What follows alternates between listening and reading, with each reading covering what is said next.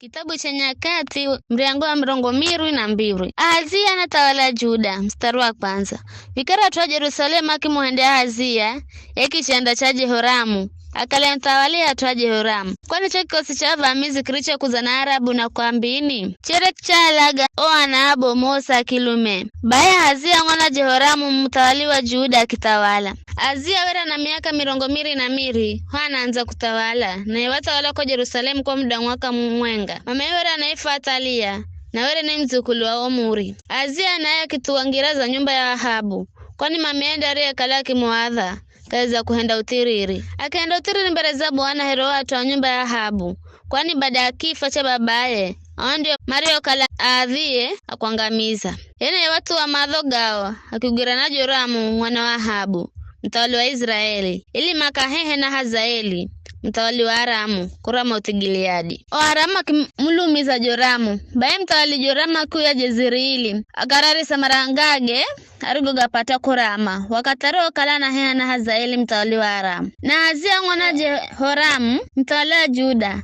akitaramka kwenda Jezreeli kwenda mlola Joramu mwana wa Ahabu, kwa ukala were walumizwa. Ela mlungure wapanga kukala kifo cha Ahazia kizekira nacho charo checha kwenda mlola Joramu. Kwana Ahazia roho fika wambola na Joramu mamudhani. Je humwana ni mushamba were Bwana wamuwagira mafuha ila inonge nyumba ya Ahabu. Arokala Jeho nambo za hukumu zuluza atwa nyumba ya Ahabu. Waona waboma Juda na ndugu za Ahazia ambao were mazakalama kimuhumikira Ahazia na yake alaga. Akimdhuta Ahazia na machenda mgwira atazifita kwa Samaria. Makimreha kwa Jeho na chalagwa. Makimzika kwani mamba.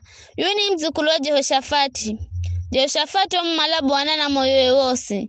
Bayo nyumba ya Ahazia kikala kaina mtu mwenye wadima kuhala utawali. Mstari wa 10. Atalia analaga atwa kishazi cha kitawali. Vikara Atalia mame ya Ahazia ariho na ukala mwana ya Zafa.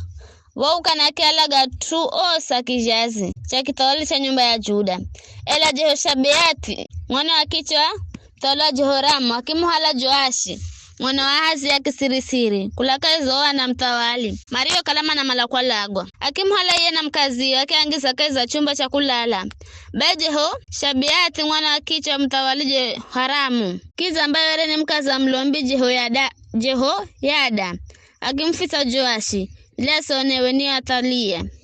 Jehoshabeati were ndugu ya Ahazia, kwa hivyo Atalia kamwalagire Joashi bule. Joashi akifita ndani za nyumba ya Mlungu kwa muda wa miaka 100. Wakati Atalia reo kala na tawala yonzi.